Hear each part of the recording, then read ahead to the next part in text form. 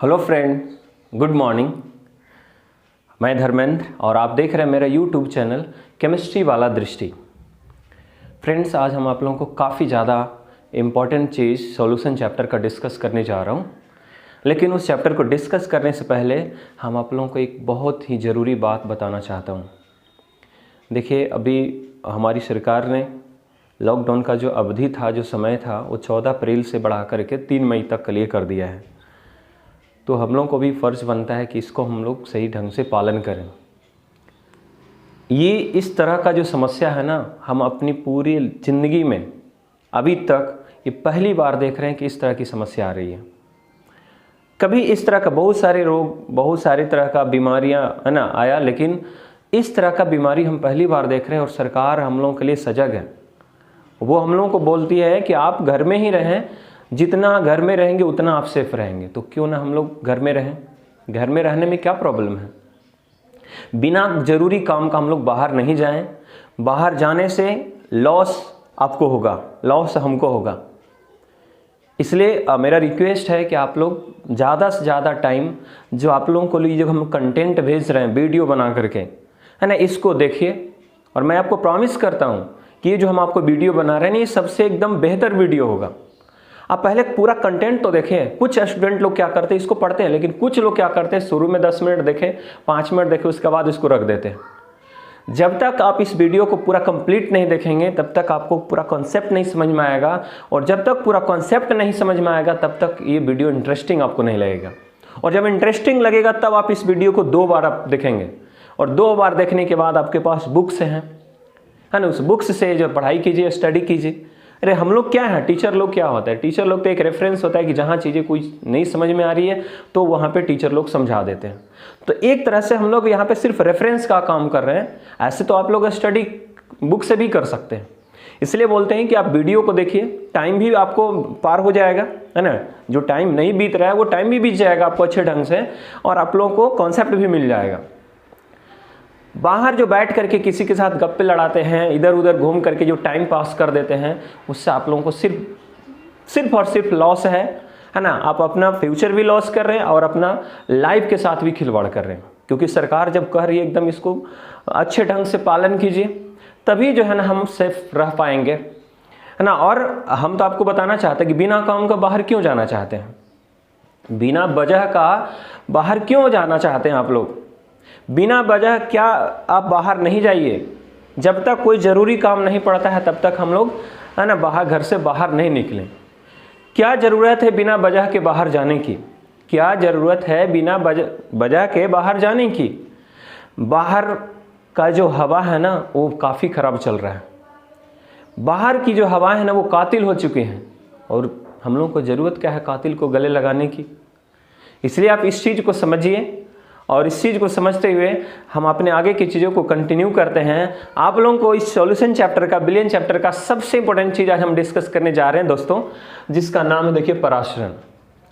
हम लोग अपनी लाइफ में बहुत सारी घटनाएं देखते हैं। हम 2-3 आपको उदाहरण दे रहे हैं, है ना, उसी से हम स्टार्ट करेंगे ताकि आप लोगों को पता चले कि आखिर इस पराशरण का हमारे रियल लाइफ में क्या यूज़ है, कितना महत्व है इस पराशरण का और पराशरण दाब का।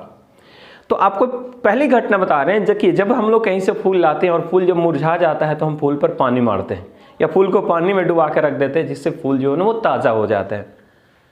वो हम लोग सोचते हैं कि भाई फूल ताज़ा कैसे हो गया, जो मुरझा गया था पानी में डालने के बाद कैसे ताज़ा हो जाता है।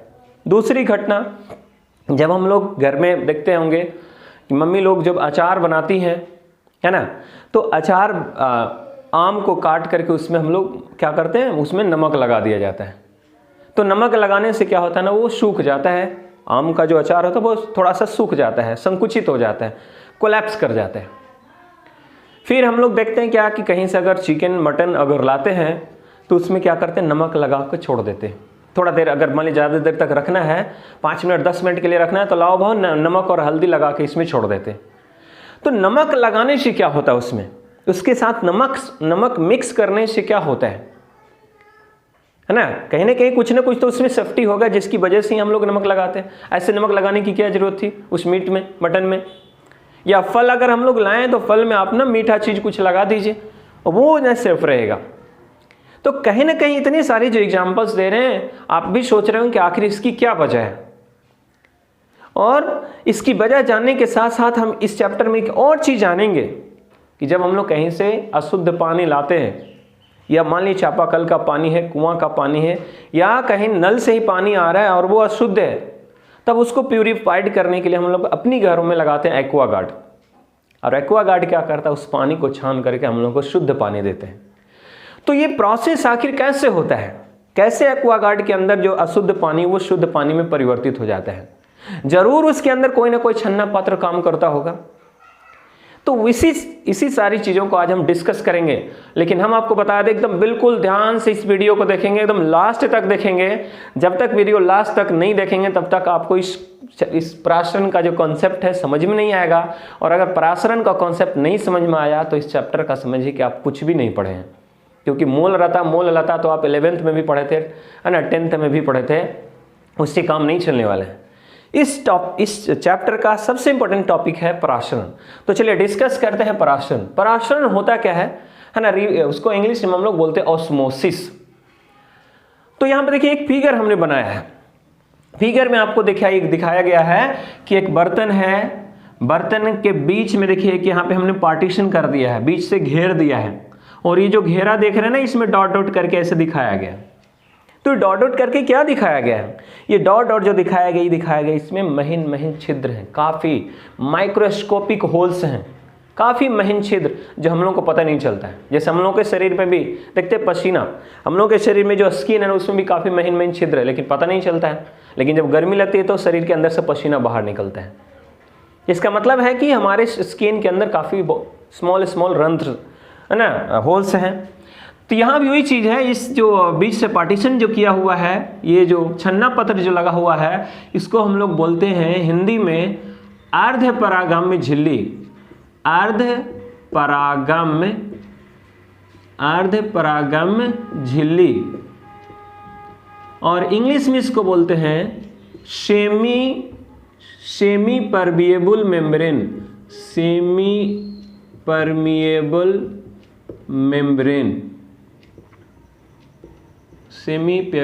मेम्ब्रेन।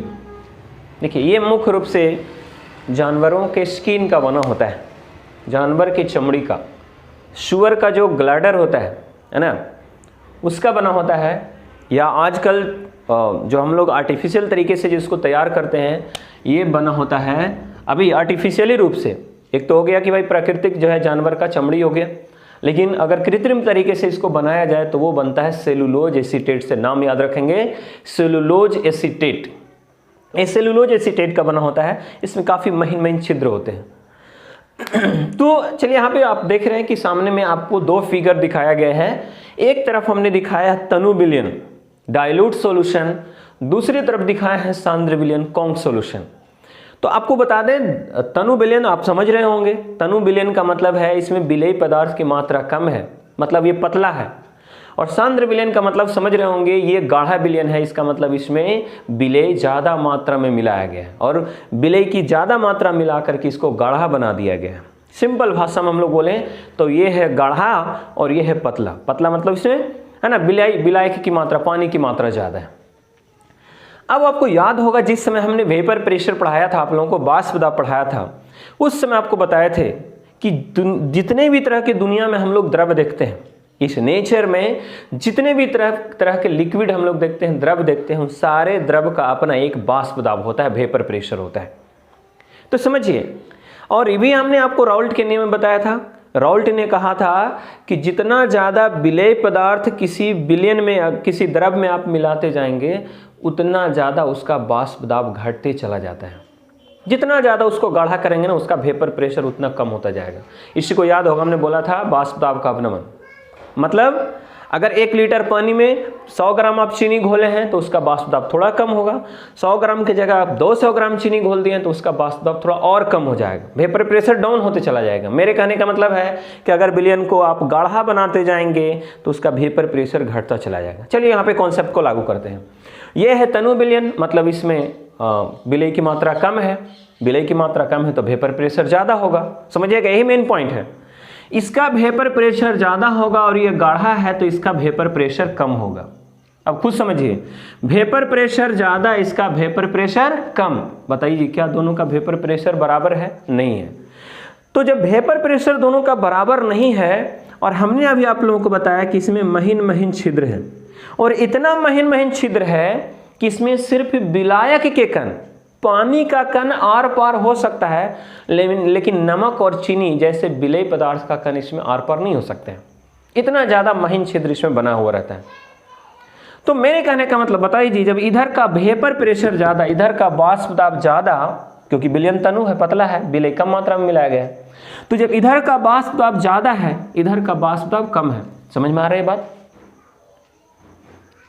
वाष्प दाब समझ में आ रहा है कि वाष्प दाब इधर कम कैसे हुआ, वाष्प दाब इधर ज़्यादा कैसे हुआ? वाष्प दाब इधर ज़्यादा इसलिए है क्योंकि यहाँ पे हमने पानी में विलेय की मात्रा कम मिलाया है, और विलेय जितना कम मिलाएंगे ना, वाष्प दाब उतना ज़्यादा होता है। विलायक जितना ज़्यादा शुद्ध हो, पानी जितना शुद्ध रहेगा, उसका वाष्प दाब उतना ज़्यादा होगा। और पानी में अगर कोई दूसरा चीज़ आप मिलाते चले जाएंगे ना, उसका वाष्प दाब घटते चला जाएगा। तो यहाँ तो भाई तनु बोल रहे, तनु का मतलब है कि विलेय कम मात्रा में मिलाया गया। इधर सांद्र बोल रहे मतलब विलेय ज़्यादा मात्रा में मिलाया गया। तो ये तो गाढ़ा हो गया, गाढ़ा हो गया मतलब वेपर प्रेशर डाउन हो गया इसका। तो इधर वाष्प दाब ज़्यादा है, इधर वाष्प दाब कम है। वाष्प दाब ज़्यादा होने की वजह से देखिए जी, वाष्प दाब जब ज़्यादा होगा तो क्या करेगा ना, पानी को इधर से इधर ढकेलेगा। इसलिए पानी का जो कण है, इस सेमी परमेबल मेम्ब्रेन, ये जो हम लोग झिल्ली देख रहे हैं, अर्धपरागम झिल्ली, इस झिल्ली को पार करके अपने आप, हम लोग कुछ नहीं करते हैं, जैसे हम लोग इस दोनों विलयनों को बीच से घेर करके अब पार्टीशन जब कर देते हैं सेमी परमेबल मेम्ब्रेन से, तो देखते क्या है घटना कि इसका वेपर प्रेशर ज़्यादा होने की वजह से और इसका वेपर प्रेशर कम होने की वजह से अनबैलेंस है दोनों। देखिए इधर एक तरफ ज़्यादा, एक तरफ कम। ज़्यादा और कम होने की वजह से जो विलायक के कण है, याद रखना, कौन कण? विलायक के कण। विलायक मतलब पानी का कण। विलायक के कण, विलेय तो जा ही नहीं सकता है, इतना महीन महीन छिद्र ही है। तो जो विलायक के कण है वो तनु विलयन से सांद्र विलयन की ओर अपने आप स्वतः गमन करने लगता है। फिर से सुनेंगे बात। वैसी प्रक्रिया जिसमें विलायक के कण तनु विलयन से सांद्र विलयन की ओर स्वतः गमन करने लगता है, तो इस प्रक्रिया को हम लोग क्या कहते हैं? बोलो, परासरण कहते हैं, ऑस्मोसिस कहते हैं। लेकिन अगर कोई पूछ दे कि ऐसा अपने आप क्यों गमन कर रहा है विलायक के कण, क्या जरूरत पड़ गई कि इधर से इधर ये अपने आप भागने लगा, तो इसका सीधा सा बात है कि इधर का वाष्प दाब वेपर प्रेशर ज़्यादा था, इधर का वेपर प्रेशर कम था। तो सबको मालूम है कि जब वाष्प दाब ज़्यादा, दाब जब ज़्यादा होगा, प्रेशर ज़्यादा होगा, तो इधर से इधर तो भागेगा ही, हाई प्रेशर से लो प्रेशर की तरफ। इसलिए जो विलायकी के कण है ना, वो तनु विलयन से सांद्र विलयन की ओर स्वतः गमन करने लगा, इसलिए इस प्रक्रिया का नाम पड़ गया क्या? परासरण। फिर से एक बार बोल रहे हैं, 1 मिनट में इसको याद कर लीजिए। वैसी प्रक्रिया जिसमें विलायक के कण तनु विलयन से सांद्र विलयन की ओर अर्धपरागम झिल्ली से होकर, किससे होकर? अर्धपरागम झिल्ली से होकर स्वतः गमन करने लगता है, तो इस प्रक्रिया को परासरण यानी कि ऑस्मोसिस कहा जाता है। फिर से एक बार सुनेंगे। वैसी प्रक्रिया जिसमें विलायक के कण तनु विलयन से सांद्र विलयन की ओर अर्धपरागम झिल्ली से होकर स्वतः गमन करने लगता है, स्वतः मूव करने लगता है, तो इस प्रक्रिया को परासरण कहा जाता है। तो परासरण आपको समझ में आ गया होगा कि ऑस्मोसिस क्या होता है। जैसे हमने आपको बताया था कि हम लोग जो मटन होता है, मीट जो होता है ना, उसमें नमक लगा करके क्यों छोड़ देते हैं? तो नमक लगाने से क्या होता है हम आपको बता दें। जैसे हम लोग मटन पर नमक लगाते हैं, तो नमक क्या है? सूखा चीज़ है। वो क्या करता है कि जो मटन है, उस मटन में से जल को यानी अवशोषित करता है। जल जो है ना, वो नमक की तरफ मूव करने लगता है। तो जल जब नमक की तरफ मूव करेगा, और अगर मटन में बैक्टीरिया है और बैक्टीरिया के अंदर अगर जल की मात्रा है, तो बैक्टीरिया का जल भी नमक की तरफ मूव कर जाएगा, है ना, वो नमक में चला आएगा। जिसकी वजह से क्या होता है? बैक्टीरिया का शरीर संकुचित हो जाता है, बैक्टीरिया में जल की कमी हो जाती है और वो संकुचित होकर के मर जाते हैं। इनकी बैक्टीरिया को मारने के लिए हम लोग क्या करते हैं? मटन के ऊपर में नमक लगा देते हैं। तो ये चीज़ें आपको समझ में आ जाएगी जब ये परासरण का कॉन्सेप्ट समझ में आएगा। इसलिए बोलते हैं कि आखिर सूखा हुआ फूल पानी में डालने के बाद वो ताज़ा क्यों हो जाता है? इसलिए हो जाता है कि फूल में काफ़ी ज़्यादा मात्रा में रंध्र होते हैं, छिद्र होते हैं, और जब हम लोग फूल को पानी में डुबाते हैं तो फूल क्या है, सूखा हुआ चीज़ है, उसमें जल की मात्रा कम है। लेकिन जहाँ जल है वो क्या करता है, जल है ना, वो तनु से सांद्र की ओर गमन करने लगता है अपने आप। हम लोग को कुछ नहीं करना पड़ता, हम लोग खाली फूल को डुबा के या फूल पर पानी डाल के छोड़ देते हैं। तो पानी जो है ना, वो जल जो है ना, वो फूल की तरफ गमन करने लगता है, क्योंकि फूल तो सूखा हुआ है, जिसकी वजह से वो क्या होता है, फिर से ताज़ा नजर आते हैं, फूल जाता है। तो ये चीज़ आपको समझ में आ गया होगा कि परासरण क्रिया क्या होती है। अब इसी में देखिए, परासरण अगर आपको समझ में आ गया है तो इसी में आगे हम आपको बता देते हैं एक चीज, परासरण दाब। परासरण दाब, परासरण दाब, ऑस्मोटिक प्रेशर उसको हम लोग बोलते हैं इंग्लिश में, ऑस्मोटिक प्रेशर। इसको जरा अच्छा से समझेंगे, परासरण से ही बना है परासरण दाब। चलिए हम इसको समझाते हैं। परासरण दाब क्या होता है। अभी आप लोगों ने देखा कि जब विलायक का कण तनु विलयन से सांद्र विलयन की ओर जब जाने लगेगा, समझिएगा बात को, तो बताओ जी कौन जा रहा है, विलायक का कण। विलायक का कण का मतलब कौन, नमक की मात्रा जा रही है या पानी की मात्रा, पानी जा रहा है इधर। अब बताओ, जब पानी जब इधर से इधर जब अपने आप गमन करने लगेगा तो धीरे धीरे ये पानी इधर बढ़ने लगेगा, और जब इधर पानी की मात्रा जब बढ़ने लगेगी तो बताओ जो विलयन गाढ़ा था वो धीरे धीरे क्या होगा, पतला, और इधर वाला विलयन क्या होने लगेगा, गाढ़ा। इसका मतलब इसका वाष्प दाब घटने लगेगा और इसका वाष्प दाब बढ़ने लगेगा। पहले इसका ज़्यादा था, इसका कम था, अब देखिए ये बढ़ने लगा, ये घटने लगा। तो ये एक समय ऐसा आएगा, कभी ना कभी ऐसा समय आएगा कि दोनों का वाष्प दाब क्या हो जाएगा, बराबर हो जाएगा। और जब दोनों का वाष्प दाब बराबर हो जाएगा तो वाष्प दाब बराबर होने के बाद जो विलायक का कण का जो मूवमेंट है वो क्या हो जाएगा, रुक जाएगा।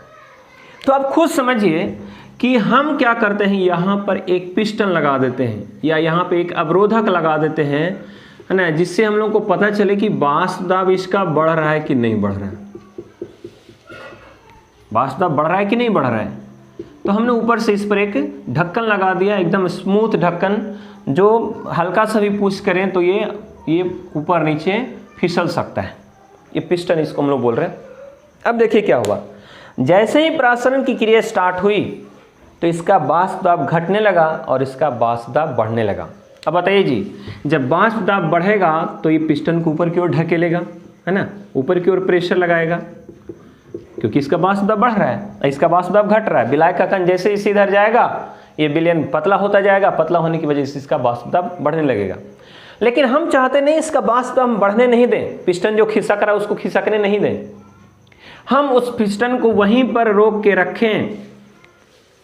तो बताइए जी, वहां पर रोक कर रखने के लिए ऊपर से क्या लगाना पड़ेगा, दाब, क्योंकि जब तक इसको आप ऊपर से दबा के नहीं रखिएगा तो ये पिस्टन जो है ना ऊपर की ओर खिसकता चल जाएगा, कि जैसे इसे इधर जल आ रहा है ये पिस्टन ऊपर जाएगा।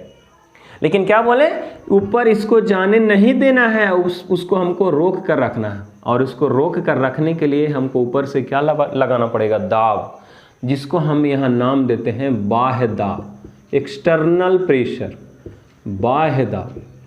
अब बताइए, जब हम पिस्टन को ऊपर जाने ही नहीं देंगे तो एक समय ऐसा आएगा कि इसका जो दाब है, वाष्प दाब है, और इसका जो वाष्प दाब है, दोनों क्या हो जाएगा, बराबर हो जाएगा। तो जब दोनों का दोनों बराबर हो जाएगा तो बताइए जी, विलायक का कण क्या इधर से इधर मूव करेगा, नहीं करेगा, और ये जो परासरण की क्रिया है वो रुक जाएगी। यानी कि परासरण की क्रिया को रोकने के लिए जितना ऊपर से बाह्य दाब लगाना पड़ा, इसी बाह्य दाब का नाम कौन दाब है, परासरण दाब। लेकिन इसको हम अगर अच्छा से बोलें तो ऐसे बोल सकते हैं, वह है बाह्य दाब, परिभाषा बोल रहे हैं ऑस्मोटिक प्रेशर का, परासरण दाब का, वह है बाह्य दाब जिसके कारण तनु विलयन का वाष्प दाब सांद्र विलयन के वाष्प दाब के बराबर हो जाता है। तनु विलयन का वाष्प दाब सांद्र विलयन के वाष्प दाब के बराबर हो जाता है। बोलिए क्या कहलाता है, परासरण दाब कहलाता है। फिर से एक बार सुन लेंगे, जितना ऊपर से हम पिस्टन जो खिसक रहा था उसको रोकने के लिए हमने ऊपर से जो प्रेशर लगाया है, उसी प्रेशर का नाम है परासरण दाब। और ये प्रेशर क्यों लगाया ऊपर से, नहीं लगाते तो पिस्टन खिसकते चला जाता और ये विलायक का कण इधर से इधर मूव ही करते रहता, लेकिन उसको हमको रोकना था। और ये तभी रुक सकता है जब इसका और इसका प्रेशर बराबर हो जाएगा। यानी कि दोनों के वाष्प दाब को बराबर करने के लिए ऊपर से जितना भी बाह्य दाब लगाना पड़ा, जितना भी एक्सटर्नल प्रेशर है ना ऊपर से देना पड़ा, उसी एक्सटर्नल प्रेशर बाह्य दाब का नाम हमारा है परासरण दाब। तो फिर से एक बार हम इसका परिभाषा बोल देंगे, किसी बिलियन पर आरोपित वह बाह्य दाब, किसी बिलियन पर आरोपित वह बाह्य दाब जिसके कारण तनु बिलियन का वाष्प दाब सांद्र बिलियन के वाष्प दाब के बराबर हो जाता है, परासरण दाब कहलाता है। और इस परासरण दाब को हम लोग सूचित करते हैं कौन चीज़ से? पाई से। परासरण दाब को हम लोग पाई से सूचित करते हैं।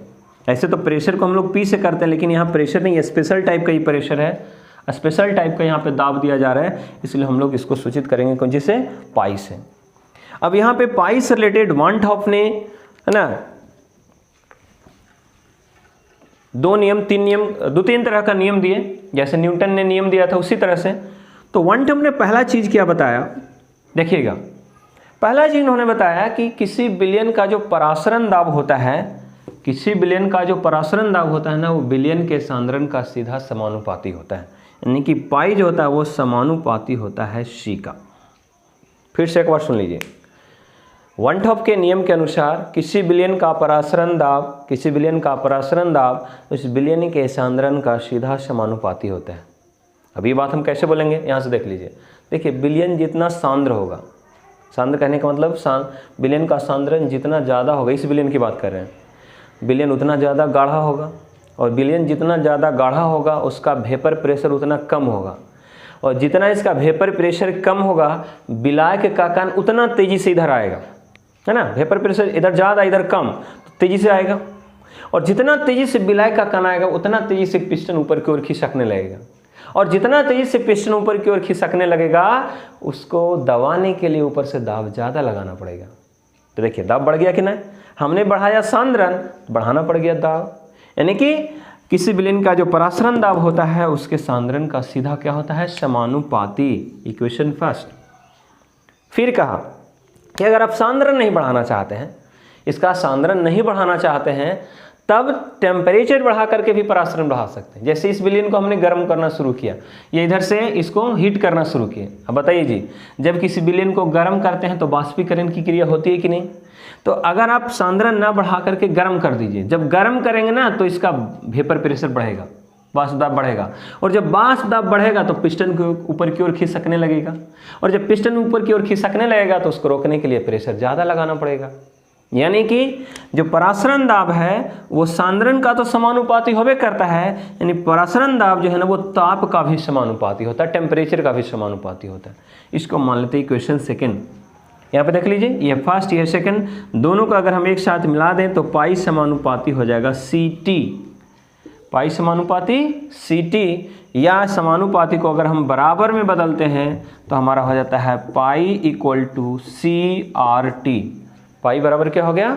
सी आर टी, जहाँ पाई क्या है? परासरण दाब, सी है सांद्रण, टी है टेम्परेचर, और आर है नियतांक। ये बिलियन का नियतांक इसको हम लोग बोलते हैं। इसका वैल्यू कांस्टेंट होता है, फिक्स होता है, जो आप शायद गैसेस चैप्टर में भी पढ़े थे 11th में। अब इस सी को हम लोग बोल रहे हैं, एक फॉर्मूला यही से हो गया, pi equal to C R T. मतलब अगर किसी बिलियन का सांद्रण दिया हो रहेगा, टेम्परेचर दिया रहेगा, तो आप उसका परासरण दाब निकाल सकते हैं। लेकिन कभी कभी क्या करता है, ये सी का वैल्यू डायरेक्ट नहीं देता है। तो ये सी क्या है, यहाँ पे जो सी हम लोग को लेना है वो मोल रता के रूप में लेना है। इसका मतलब ये सी है सांद्रण, और हम जानते हैं कि सांद्रण मोल रता के रूप में लेना है। मोल रता का मतलब क्या हो गया होता है? मोल पर लीटर के हिसाब से, मोल पर लीटर, मोल पर लीटर, पर लीटर का मतलब आयतन। यानी इसको हम लोग ऐसे भी लिख सकते हैं, पाई इक्वल टू सी को हम लिख सकते हैं एन बटा वी, जहाँ एन क्या है? मोलों की संख्या, और वी क्या है? आयतन। तो मोल पर लीटर, यहाँ पे देखिए दोनों मोल और आयतन दोनों आ गया, आर टी, या क्रॉस करेंगे तो एक फार्मूला हम लोग को मिल जाएगा, पाई भी equal to N R T. Pi भी equal to N R T. यही फार्मूला पे जो है इससे रिलेटेड न्यूमेरिकल आसानी से आप बना सकते हैं। तो देखिए, हम आप लोगों को क्या बोले थे, देखिए जब तक आप इंटरेस्ट नहीं जगाएंगे, जब तक इसमें मज़ा नहीं लेंगे कि पढ़ने में कितना मज़ा आ रहा है, इसको सोचिए एक बार कि हम आखिर हमको समझ में आ रहा है कि नहीं, है ना। और अगर समझ में आ रहा है तो आपको बहुत ज़्यादा फायदेमंद होगा, क्योंकि इसको पढ़ने के बाद एक बार अगर आप बुक पढ़ लेंगे तो बुक पढ़ने से आपको सब कुछ समझ में आ जाएगा कि आखिर क्या बताया गया। और डायरेक्ट ऐसे अगर बुक पढ़ते हैं तो कहीं कहीं जो पॉइंट होता है वो मिस कर जाता है और समझ में जब नहीं आता है तो लगता है कि पढ़ने में भी मज़ा नहीं आ रहा है। इसलिए पहले एक वीडियो को एक बार पूरा कंप्लीट देखिएगा उसके बाद। तो चलिए, तो हो गया परासरण दाब। फार्मूला हम लोगों को मालूम हो गया, याद रखना है फार्मूला पाई = CRT। अगर इस पे बन गया तो बन गया न्यूमेरिकल, नहीं तो एक और फार्मूला हमने दे दिया है पाई = nRT। ये दोनों में से कोई भी फार्मूला का जब जरूरत पड़े तो परासरण दाब में इस फार्मूला का यूज करके इस रिलेटेड न्यूमेरिकल हम आसानी से बना सकते हैं। तो चलिए नेक्स्ट आते हैं हम लोग, इसी से रिलेटेड एक चीज़ है, वो है ना रिवर्स ऑस्मोसिस, उल्टा परासरण। ये भी एग्जाम में पूछ देता है जी, उल्टा परासरण। उल्टा परासरण इंग्लिश में इसको बोलते हैं रिवर्स ऑस्मोसिस। रिवर्स ऑस्मोसिस जो हम आपको थोड़ा देर पहले बताए थे कि घर में जो एक्वा गार्ड होता है, उस एक्वा गार्ड के द्वारा गंदे पानी को साफ कैसे किया जाता है ना। या मान लिया किसी पानी में लवण की मात्रा ज़्यादा है तो उसको हम लोग नॉर्मल कैसे करेंगे, तो उसको हम लोग एक्वा गार्ड मशीन में डाल देते हैं पानी को, और एक्वा गार्ड क्या करता है उस पानी को छान करके हम लोग को शुद्ध पानी देता है। तो आखिर ये पानी शुद्ध कैसे होता है, इस कॉन्सेप्ट को समझने के बाद आपको बिल्कुल क्लियर हो जाएगा। तो चलिए इसको शॉर्ट में हम लोग समझ लेते हैं। जैसे यहाँ भी वही बात है, यहाँ पे हमने एक बिलियन लिया है, इधर हमने एक पिस्टन लगाया है जो अभी जस्ट आप लोग देख रहे थे ऑस्मोटिक प्रेशर में। इधर है सांद्र विलयन है ना, इधर है सांद्र विलयन, इधर है तनु विलयन, इधर है तनु विलयन, और ये बीच में जो देख रहे हैं यही है अर्धपरागम झिल्ली, सेमी परमिएबल मेम्ब्रेन। चलिए अभी तक आप लोगों को हम यही बताया है कि तनु विलयन का वाष्प दाब ज़्यादा होता है, सांद्र विलयन का वाष्प दाब कम होता है, इसलिए विलायक का जो कण है वो इधर से इधर जाएगा। लेकिन अभी जस्ट हम आप लोग को ये भी बताया है कि अगर आप दोनों के परासरण दाब को बराबर दोनों के वाष्प दाब को बराबर करना चाहते हैं तो ऊपर से इस पिस्टन को ढकेलना पड़ेगा। और जब हमने पिस्टन को ऊपर से जब ढकेला है ना, तो देखते क्या है, कुछ देर के बाद इसे खाली पकड़ के पिस्टन को रखे रहिए, कुछ देर के बाद क्या होगा, दोनों का वेपर प्रेशर बराबर हो गया। और जब दोनों का वेपर प्रेशर बराबर हो गया तो विलायक का कण न तो इधर से इधर जा रहा है, न इधर से इधर आ रहा है, एकदम रुका हुआ यहीं पे, इक्विलिब्रियम, साम्य अवस्था आ गया। और जब साम्य अवस्था आ गया, जब देखिए कि दोनों स्थिर हो गया, उसके बाद क्या किया, हम ऊपर से इसको दबाना शुरू किए। समझिएगा कॉन्सेप्ट को। पहले विलायक का कण इधर से इधर जा रहा था, तो इधर से इधर जब जा रहा था तो देखिए पिस्टन ऊपर खिसक रहा है, तो हमने क्या किया, पिस्टन को पकड़ लिया है ना, ऊपर से दबाना शुरू किया ताकि ये पिस्टन ऊपर ना खिसके, जिसकी वजह से क्या हुआ, उसका रिजल्ट क्या हुआ कि पिस्टन ऊपर ना खिसकने की वजह से दोनों का प्रेशर सेम हो गया, वाष्प दाब बराबर हो गया। और जब दोनों का वाष्प दाब बराबर हो गया, जिसकी वजह से न विलायक का कण न तनु से सांद्र में जा रहा है, न सांद्र से तनु में जा रहा है। तो हम क्या किया, अब जब दोनों माने स्थिर हो गया, उसके बाद जब क्या किया, पिस्टन को ऊपर से दबाना शुरू किया। अब खुद बताइए जी, जब पिस्टन को इधर से दबाएंगे तो बताओ इधर का प्रेशर बढ़ेगा, और जब इधर का प्रेशर बढ़ेगा तो विलायक का जो कण होगा, बताइए तनु से सांद्र की तरफ भागेगा कि सांद्र से तनु की तरफ।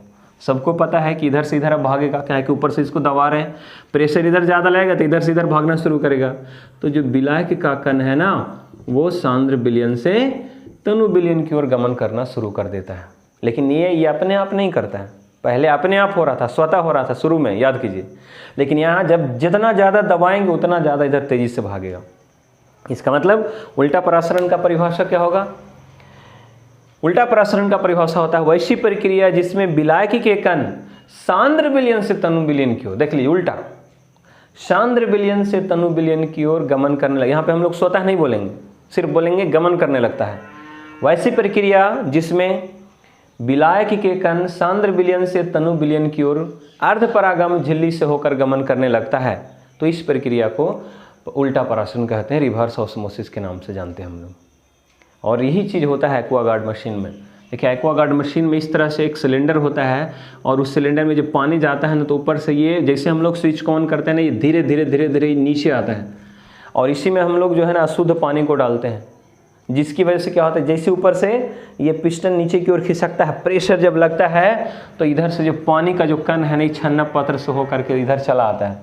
लेकिन जो धीरे धीरे जैसे ये पिस्टन यहाँ तक पहुँच जाएगा तो इधर एक छोटा सा देखते होंगे एक और पाइप रहता है लगा हुआ, जिससे क्या होता है कि बाद में जो गंदा पानी बच गया, लवण की मात्रा बच गई या गंदगी वगैरह जो बच गया, लास्ट जाते जाते जब पिस्टन यहाँ खिसक के आ गया, उसके बाद जो गंदा पानी बचता है ना, इस पाइप से इधर बाहर निकल गया लास्ट में।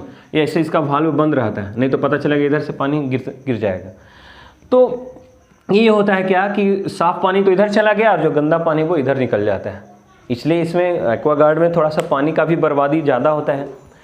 तो ये चलिए आप लोगों को 3 चीज़ आज हम समझाया अभी, परासरण, परासरण दाब और उल्टा परासरण। अब जरा सा हम लोग देख लेते हैं वन टॉप का तीसरा नियम क्या कहता है। कहता है कि अगर 2 बिलियन हम लोग देख रहे हैं, है ना, 1 बिलियन ये दूसरा बिलियन इसमें रखा हुआ, अगर ये दोनों बिलियन का परासरण दाब समान ताप और समान आयतन पर अगर सेम है, जैसे मान लीजिए ये पानी और नमक का बिलियन है और ये पानी और चीनी का बिलियन है, टेम्परेचर दोनों का सेम है ना, आयतन दोनों का सेम है, तो दोनों का परासरण दाब भी क्या होगा, सेम हो जाता है। और अगर दोनों बिलियन का परासरण दाब किसी वजह से सेम हो जाता है तो ऐसे बिलियन को हम लोग बोलते हैं समपरासरी। क्या बोलते हैं, सम, आइसोट्रॉपिक सॉल्यूशन। तो आइसोट्रॉपिक सॉल्यूशन के इसको हम लोग नाम से जानते हैं समपरासरी बिलियन। तो समपरासरण, या इस बिलियन का परासरण दाब हम निकाल रहे हैं और इससे कंपैरिजन कर रहे हैं, अगर इस बिलियन का परासरण दाब इस बिलियन के कंपैरिजन में अगर ज़्यादा हो गया तो इसको बोलते हैं अति परासरी, है ना। या इस बिलियन का परासरण दाब हम निकाल रहे हैं और इससे कंपैरिजन कर रहे हैं, इस बिलियन का परासरण दाब अगर इसके कंपैरिजन में अगर कम हो गया तो इसको बोलते हैं अल्प परासरी। तो 3 तरह का बिलियन होता है, अगर 2 बिलियनों का परासरण दाब बराबर हो तो उसको बोलते हैं समपरासरी बिलियन, याद रखना है। लेकिन अगर जिस बिलियन के बारे में आप एक्सपेरिमेंट कर रहे हैं दूसरे बिलियन के कंपैरिजन में अगर उसका परासरण दाब ज़्यादा हो जाता है तो अति परासरी, और अगर जिस बिलियन पर एक्सपेरिमेंट कर रहे हैं उस बिलियन का परासरण दाब अगर दूसरे बिलियन से कम हो जाता है तो अल्प परासरी। तो कम होगा तो अल्प परासरी, ज़्यादा होगा तो अति परासरी, और अगर दोनों का परासरण दाब बराबर है तो उसको बोलते हैं समपरासरी। तो इस तरीके से हम लोग ये 3 चीज़ भी हम लोग डिस्कस कर दिए। अब इसमें ज़रा सा बच गया, इस पर न्यूमेरिकल तो हम करवाएंगे ही, लेकिन लास्ट में हम थोड़ा सा इस पर डिस्कस कर दें आप लोगों को, है ना। एक बहुत ही इंपॉर्टेंट चीज़ जिसको हम लोग बोलते हैं अनुशंख गुणधर्म। अनुशंख गुणधर्म, अनुशंख गुणधर्म, इंग्लिश में इसको बोलते हैं कॉलिगेटिव प्रॉपर्टी। कॉलिगेटिव प्रॉपर्टी, अनुशंख गुणधर्म क्या है, नाम से ही क्लियर है। अनुशंख मतलब अणुओं की संख्या पर निर्भर करने वाला गुण, कणों की संख्या पर निर्भर करने वाला गुण। चलिए आपको बता दें इसको हम एक चीज़, अगर एक लाइन अगर आपको हम जो बोल रहे हैं अगर वो अगर समझ में आ जाता है आपको, तो फिर अनुशंख गुणधर्म आप काफ़ी इजी वे में किसी को भी समझा सकते हैं, किसी को भी बता सकते हैं कि अनुशंख गुणधर्म क्या होता है। इसलिए हम एक एग्जाम्पल ले रहे हैं। देखिए हम यहाँ पे लिए हैं पानी, जल है, और जल में हमने ऊपर से मिलाया चीनी, हमको शरबत बनाना है या बिलियन बनाना है। जब ये पानी शुद्ध था तो हमने आपको बताया कि जब ये पानी शुद्ध था तो इसका अपना एक वाष्प दाब था, अपना एक क्या था, वाष्प दाब था। लेकिन जब हमने पानी में थोड़ा सा चीनी मिला दिया तो इसका वाष्प दाब बोलिए बढ़ गया कि घट गया, घट जाता है। आपको कितना बार डिस्कस कर चुके हैं कि जब किसी शुद्ध विलायक में किसी ठोस विलायक को मिलाते हैं तो उसका वाष्प दाब पहले से घट जाता है। तो अगर आप 50 ग्राम चीनी मिलाए हैं तो थोड़ा सा घटेगा, 50 ग्राम की जगह अगर 100 ग्राम मिलाए हैं तो वाष्प दाब और घट गया। तो एक चीज़ बताइए कि जैसे जैसे हम चीनी के अणुओं की संख्या बढ़ा रहे हैं, बताइए इसका वाष्प दाब वही रह रहा है या घटता चला जा रहा है, घटता चला जा रहा है। यानी कि वाष्प दाब का घटना किस बात पर निर्भर कर रहा है, चीनी के कणों की संख्या पर, चीनी के अणुओं की संख्या पर। इसका मतलब वाष्प दाब का घटना, बोलो कौन गुण है, अनुशंख गुणधर्म। तो किसी बिलियन का वह गुण, फिर से आप सुन लीजिएगा, किसी बिलियन का वह गुण जो उस बिलियन के सांद्रण पर निर्भर करता है या बिलियन में उपस्थित विलय के कणों की संख्या पर निर्भर करता है, अणुओं की संख्या पर निर्भर करता है, बताओ उस बिलियन का क्या कहलाता है, अनुशंख गुणधर्म कहलाता है। फिर से एक बार सुन लीजिए, है ना। अब हम क्या, फिर से एक बार इसको क्वथनांक पुनर्जनन के बारे में बताते हैं। पहले शुद्ध पानी था, हमने 50 ग्राम चीनी डाला तो थोड़ा सा इसमें विलय का कण आया, जिसकी वजह से इसका वेपर प्रेशर थोड़ा सा डाउन हुआ, और अगर आप इसको खोलाना चाह रहे हैं तो अब आप 100 पर नहीं खोलेगा, पहले शुद्ध पानी था वो 100 डिग्री पर खोल रहा था, अब थोड़ा सा 100 से ज़्यादा लगेगा।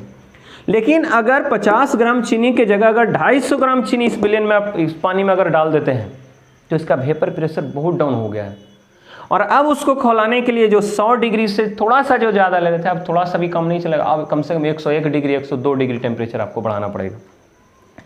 तो एक चीज़ हमको यहाँ पे अब समझ में आ गया होगा कि जब किसी बिलियन में हम विलय की मात्रा, विलय के कणों की संख्या बढ़ाते चले जा रहे हैं, विलय के अणुओं की संख्या बढ़ाते चले जा रहे हैं, तो इसका वाष्प दाब घटते चला जा रहा है। और वाष्प दाब घटने की वजह से उसका क्वथनांक बढ़ते चला जा रहा है। यानी कि वाष्प दाब का घटना, क्वथनांक का बढ़ना, हिमांक का घटना, परासरण दाब का बढ़ना, इन सारी चीज़ें किस बात पर निर्भर करती है? अणुओं की संख्या पर। अणुओं की संख्या आप चेंज कर देंगे तो उसका परासरण दाब चेंज हो जाएगा। अणुओं की संख्या, विलय के कणों की संख्या आप बदल देंगे तो यहाँ पे वाष्प दाब बदल जाएगा। विलय के कणों की संख्या बदल देंगे तो उसका क्वथनांक बदल जाएगा। यानी कि ये सारी के सारी जितना भी हमने नाम लिया है, वाष्प दाब का अवनमन, क्वथनांक उन्नयन, हिमांक अवनमन, परासरण दाब, ये सभी के सभी कणों की संख्या पर निर्भर करने वाली चीज़ हैं। इसलिए सब का नाम क्या है? बोलो, कौन गुण है? अनुषंग गुणधर्म। इसका परिभाषा है ना, किसी बिलियन का वह गुण, एकदम ध्यान से सुनिए, आपको एक एक चीज़ समझ में आ जाएगा। किसी बिलियन का वह गुण जो उस बिलियन में उपस्थित विलय के कणों की संख्या पर निर्भर करता है, विलय के अणुओं की संख्या पर निर्भर करता है, उस बिलियन का अनुषंग गुणधर्म कहलाता है। फिर से एक बार सुन लीजिए, किसी बिलियन का वह गुण जो उस बिलियन में उपस्थित विलय के कणों की संख्या पर निर्भर करता है, उस बिलियन का अनुषंग गुणधर्म कहलाता है। तो अनुषंग गुणधर्म क्या होता है ये आप लोगों को समझ में आ गया।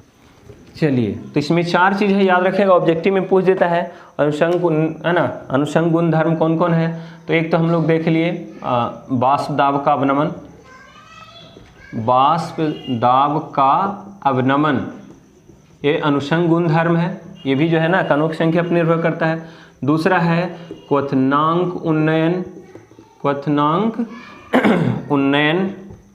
तीसरा है हिमांक अवनमन, हिमांक अवनमन। और चौथा है वो है परासरण दाब। तो जितनी भी चीज़ें अभी तक हम लोग देखे हैं ये सभी के सभी कणों की संख्या पर निर्भर करता है। इसलिए सभी का नाम क्या है? अनुषंग गुणधर्म, कॉलिगेटिव प्रॉपर्टी इसको इंग्लिश में हम लोग बोलते हैं। सब देखिए कणों की संख्या पर निर्भर करेगा। कण, विलय का कण बदल दिया जाएगा तो वाष्प दाब बदल जाएगा, और वाष्प दाब जब बदल जाएगा तो क्वथनांक बदल जाएगा, है ना। विलय के कणों की संख्या चेंज कर दीजिएगा तो हिमांक चेंज हो जाएगा। और अभी जस्ट परासरण दाब देख रहे थे कि विलयन को गाढ़ा बनाएंगे, पतला बनाएंगे तो उसका परासरण दाब अलग अलग होगा। इसका मतलब कणों की संख्या इधर उधर करने से सबका गुण बदल रहा है, इसका मतलब सभी का नाम अनुषंग गुण है। लास्ट में एक डिस्कस कर देते हैं हम। चलिए एक लास्ट वीडियो बनाएंगे, अभी इसमें इतना ही रहने देते हैं, तो वीडियो थोड़ा लंबा हो जाएगा, फिर आपको थोड़ा सा इरिटेटिंग हो जाता है, ज़्यादा लंबा वीडियो हो जाता है। देखिए हम आप लोगों को एक चीज़ कहना चाहेंगे, वीडियो अगर आप देखे होंगे ना, इसको अगर एक बार फिर से देखेंगे ना तो आपको बहुत ज़्यादा इंटरेस्ट आएगा, और अब जब इंटरेस्ट आएगा तो फिर बुक्स पढ़ने में भी ज़्यादा मज़ा आता है। इसलिए हम जो आप लोगों के प्रति जो मेहनत कर रहे हैं, है ना, आप लोग भी थोड़ा सा मेहनत कीजिए और इस चीज़ को एकदम कंटिन्यू रखिए जब तक क्लास ओपन नहीं होता है ना। इससे पढ़िए, जहाँ कहीं भी डाउट होता है डाउट को पूछिए, और जितने भी तरह के डाउट्स होंगे ना बिल्कुल क्लियर पूछिए, क्योंकि जब तक उधर से आप डाउट नहीं बताएंगे, प्रॉब्लम नहीं बताएंगे, तो हम उस प्रॉब्लम का सोल्यूशन कैसे कर सकते हैं। और जब तक दोनों के बीच में कोऑर्डिनेशन नहीं बनेगा, जो हम यहाँ पढ़ा रहे हैं आप उधर पढ़ रहे हैं, जब तक आपको दोनों के बीच में कोऑर्डिनेशन बनाने का मतलब है कि आपको कहीं भी अगर समस्या होता है तो तुरंत इस पर कमेंट करिए, या फिर व्हाट्सअप नंबर है। कुछ स्टूडेंट बोल रहे थे कि सर अपना व्हाट्सअप नंबर दीजिए। देखिए यहाँ पे हम लिख देते हैं, मेरा व्हाट्सअप नंबर है 9525789444। किसी भी तरह की कोई दिक्कत होती है वीडियो से रिलेटेड, कहीं भी कोई पॉइंट समझने से रिलेटेड, तो आप हमको इस व्हाट्सअप पे, इस व्हाट्सअप नंबर पे व्हाट्सअप कर देंगे, या फिर फ़ोन करके पूछ सकते हैं, या फिर वीडियो में कमेंट करके बोल सकते हैं। तो हम इतना ही कहना चाहेंगे कि घर में बैठे रहिए, बाहर नहीं घूमिए, और मेरे वीडियो को देखिए, और वीडियो हम आपको सबसे बेहतर मतलब बना के देंगे। और एक वीडियो अब लास्ट बनेगा इस टॉपिक पे, जिसमें हम आप लोगों को बताएंगे एबनॉर्मल बिहेवियर के बारे में, कि किसी बिलियन में जब हम लोग विलयी पदार्थ को मिलाते हैं तो यहाँ तो हम लोग सोच के मिलाते हैं कि 1 मोल मिलाए हैं, पता चलता है कि वहाँ बिलियन में जाने के बाद वो 2 मोल हो जाता है, कभी 3 मोल हो जाता है ना, विघटन की वजह से डिसोसिएशन हो जाता है उसका, या किसी में माने एब्जॉर्प्शन, ये संकुचन हो जाता है, संयोजन हो जाता है। तो ये संयोजन और वियोजन वाली जो घटना है वो हम लास्ट उसमें डिस्कस करेंगे। और लास्ट तो बहुत 5 मिनट का चीज़ है, लेकिन उस 5 मिनट को डिस्कस करने के बाद उससे परासरण दाब से रिलेटेड, अभी जो हम आपको परासरण पढ़ाए थे उससे रिलेटेड न्यूमेरिकल भी करवा देंगे। तो इस पर एक वीडियो और बनेगा, उसके बाद ये टॉपिक जो हमारा सोल्यूशन समाप्त हो जाएगा, है ना। उसके बाद फिर हम नेक्स्ट टॉपिक डिस्कस करेंगे। चलिए, थैंक यू।